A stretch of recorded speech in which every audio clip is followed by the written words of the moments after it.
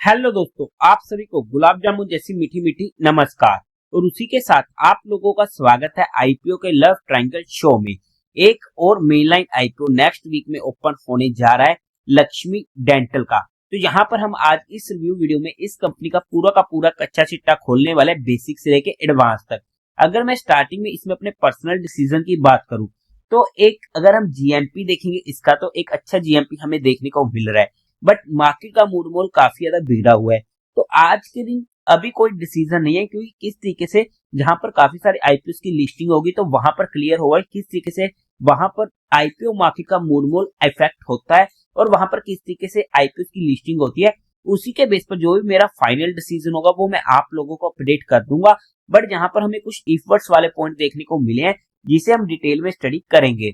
But जो भी final decision होगा वो सारा का सारा बेस्ड होने वाला है on it's external factor. But फिर भी टेलीग्राम चैनल को ज्वाइन कर लीजिएगा, लिंक आपको डिस्क्रिप्शन में मिल जाएगा। और आप लोग एक बार इस वीडियो को देख लीजिएगा, समझ लीजिएगा, फिर अपने रिस्क रिवॉर्ड रेशियो और माइंडसेट के अकॉर्डिंग अपने फाइनेंशियल एडवाइजर से कंसल्ट करके कोई फाइनल एक्शन बनाइएगा। उसी के साथ साथ आप लोगों को म्यूचुअल फंड में या इंश्योरेंस सेगमेंट में किसी भी तरीके कोई भी हेल्पलाइन की जरूरत है जहां आप लोग चाहते हैं कि being a mutual fund distributor हम आपका पैसा मैनेज करने में आपकी हेल्प करें, चाहे वो SIP हो, STP हो, SWP हो, बूस्टर STP हो, लमसम अमाउंट हो, तो आपको डिस्क्रिप्शन में मेरा फोन नंबर मिल जाएगा, आप मुझसे कांटेक्ट कर सकते हैं। और अगर आप हमारे थ्रू अपनी SIP खुलवाते तो आपको एक प्राइवेट व्हाट्सएप ग्रुप में ऐड कर दिया जाएगा जहां पर आपको आईपीओ के रिलेटेड एडिशनल इंफॉर्मेशन दे दी जाती है। अब अगर हम कंपनी की बेसिक डिटेल की बात करते हैं तो 2004 में ये कंपनी इनकॉर्पोरेट हुई थी।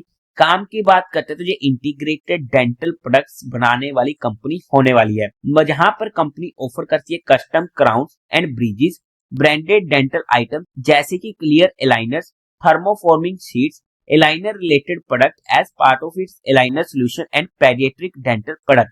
इन शॉर्ट में बात बोलूं, हमारे दांतों में जो भी जितनी भी प्रकार की दिक्कतें होती है, जहां पर चाहे हमने आर्टिफिशियल लगवाना है या फिर हमने अंदर जो तार डलवाते हैं वो सब चीजें, या फिर जो भी गैपिंग वगैरह की होती है जब कुछ दांत हमारे बाहर को आ जाते हैं, तो वहां पर उन सभी चीजों का टेक केयर करना इस कंपनी का काम होने वाला है। मतलब कि एक अच्छा काम, एक अच्छा सेगमेंट हमें ये देखने को मिलने वाला है। कंपनी के प्रोडक्ट पोर्टफोलियो में आ जाता है custom crown and bridges, clear aligners, thermoforming sheets, pediatric dental product and more. Company की 6 मैन्युफैक्चरिंग फैसिलिटीज होने वाली हैं, जिनमें से 3 होंगी मुंबई में, 2 होने वाली है बोईसर में एंड 1 होने वाली है कोच्चि में। और उसी के साथ साथ इनकी 5 स्पोर्टिंग फैसिलिटीज भी होने वाली है मुंबई, दिल्ली, बेंगलोर एंड अहमदाबाद में। एज ऑफ सितंबर 30, 2024 कंपनी का डेंटल नेटवर्क की अगर हम बात करते हैं तो उनमें इंक्लूड हो जाते हैं 22,000 क्लिनिक्स एंड डेंटिस्ट, जो more than 320 cities national wide होने वाले हैं। मतलब कि अगर हम कहें तो ऑल इंडिया पैन नेटवर्क हम इनका बोल सकते हैं। और कंपनी की अच्छी खासी प्रेजेंस होने वाली है including domestic as well as international market, जहां पर ये एक्सपोर्ट करती है अपने प्रोडक्ट्स को टू ओवर 90 कंट्री। एज ऑफ सितंबर 30, 2024 कंपनी के पास 2372 एम्प्लॉयज होने वाले हैं। मतलब कि काम में हमें जहां पर काफी अच्छा देखने को मिलने वाला है वहां पर हमें कोई दिक्कत देखने को नहीं मिल रही है। अब अगर हम बात करते हैं कंपनी के टेंटेटिव टाइम टेबल की, तो ये आईपीओ ओपन होगा 13 जनवरी को, क्लोज होगा 15 जनवरी को, अलॉटमेंट 16 जनवरी को, रिफंड मिलने जब आपके अकाउंट में क्रेडिट हो जाएंगे शेयर फ्लोटेड 17 जनवरी को, टेंटेटिव लिस्टिंग डेट 20 जनवरी की, face value 2 rupees per share की, प्राइस वन 407 से 428 रुपीज पर शेयर का। हमें तो अप्लाई करना है 428 रुपीज, बिकॉज ये आईपीओ भी इजिली ओवर सब्सक्राइब होने वाला है। 33 शेयर्स का एक लॉट होने वाला है।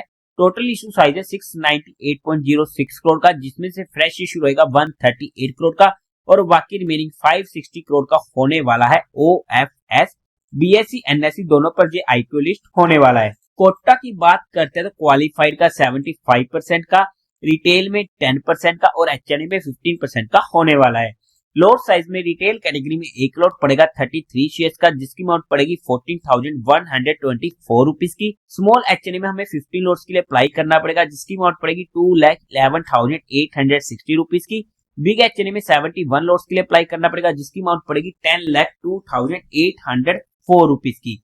अगर हम कंपनी के प्रमोटर्स की बात करते हैं तो वहां पर Rajesh Vrajlal Khakhar, Sameer Kamlesh Merchant, and Dharmesh Bhupendra Dattani company के प्रमोटर होने वाले हैं। प्री इशू होल्डिंग थी 46.56% की, जो पोस्ट इशू और भी कम हो जाएगी और ऑलरेडी कंपनी के प्रमोटर्स के पास मेजोरिटी नहीं है, तो वहां पर ये हमारे पास इस कंपनी का already major negative point company का देखने को मिलने वाला है। अब अगर हम बात करते हैं कंपनी के मेन मुद्दे की, यानी कंपनी के फाइनेंशियल्स की, तो वहां पर सबसे पहले टोटल असेट 2022 में थे 102 करोड़ के, जो इंक्रीज होते थे पहुंच चुके हैं फर्स्ट 2 क्वार्टर ऑफ 2025 तक 158 करोड़ के। एक डिसेंट सी ग्रोइंग रेट हमें देखने को मिलने वाली है। रेवेन्यू 2022 में था 138 करोड़ का, 2023 में 163 करोड़ का, 2024 में 195 करोड़ का एंड फर्स्ट 2 क्वार्टर ऑफ 2025 में 117 करोड़ का। अच्छी ग्रोइंग रेट होने वाली है।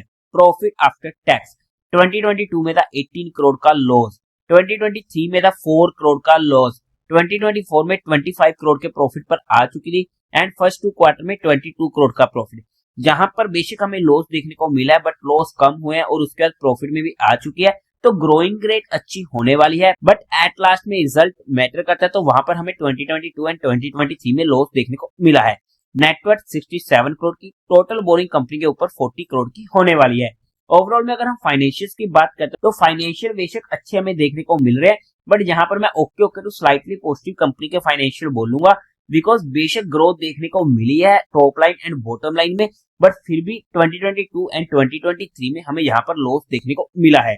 अब अगर हम बात करते हैं कंपनी के ऑब्जेक्टिव की, क्यों आ रहा है ये आईपीओ, तो इनको अपने कुछ बोरिंग्स की रीपेमेंट्स वगैरह करनी है। सेकंड, इनको इन्वेस्टमेंट करनी है अपनी सब्सिडीज में, ताकि वो भी अपनी बोरिंग्स की रीपेमेंट्स वगैरह कर सके। थर्ड, इनको फंडिंग चाहिए कैपिटल एक्सपेंडिचर रिक्वायरमेंट के लिए for purchasing new machinery for company. Fourth, फिर से इन्वेस्टमेंट करनी है ताकि वो भी कुछ मशीनरीज वगैरह को खरीद सके अपनी सब्सिडीज में।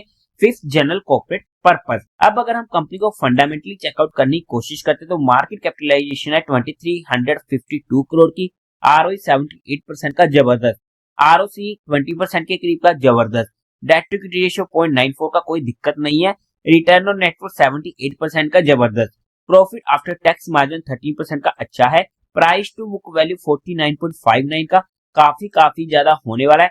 मतलब कि अगर हम प्राइस टू बुक वैल्यू के हिसाब से इस कंपनी को देखते हैं, तो काफी महंगा ये हमें आते हुए देखने को मिलने वाली है। ईपीएस प्री आईपीओ 4.88 की, पोस्ट आईपीओ 8.27 की कम है, पी प्री आईपीओ 87 की, पोस्ट आईपीओ 51 की। फंडामेंटली बेसिस पर अगर हम चेकआउट करने की कोशिश करते हैं, तो फंडामेंटल भी हमें यहाँ पर अच्छे देखने को मिलने वाले हैं।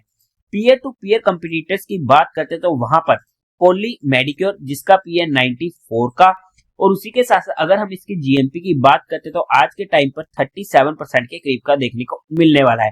एंकर लिस्ट में हमें काफी अच्छे म्यूचुअल फंड्स के नाम देखने को मिले हैं, तो जहां पर अच्छी एंकर लिस्ट भी हमें देखने को मिली है, जो हमारे लिए एक अच्छा पॉजिटिव पॉइंट हो जाता है इस कंपनी के रिगार्डिंग। अब अगर हम कंपनी की वैल्यूएशन के बेसिस पर बात करते हैं based on it's recent earning, तो वहां पर उसके बेस पर कंपनी अपना आईपीओ सस्ता नहीं ला रही है और यहाँ पर अच्छी खासी डिमांड कर रही है कंपनी अपनी वैल्यूएशन की। बट हमने यहाँ पर सिर्फ कंपनी को education and learning perspective study किया है, किसी भी तरीके कोई भी इन्वेस्टमेंट टिप या एडवाइस नहीं है। फिर भी आप लोगों को कोई भी काम करना हो, कोई भी एक्शन लेना हो, तो एक बार अपने फाइनेंशियल एडवाइजर से कंसल्ट करके कीजिएगा। तो देवी और सज्जनों, उम्मीद है आप लोगों को ये वीडियो अच्छी लगी होगी, तो इस वीडियो को लाइक कीजिएगा, शेयर कीजिएगा और साथ ही साथ चैनल को सब्सक्राइब करें। हर हर महादेव।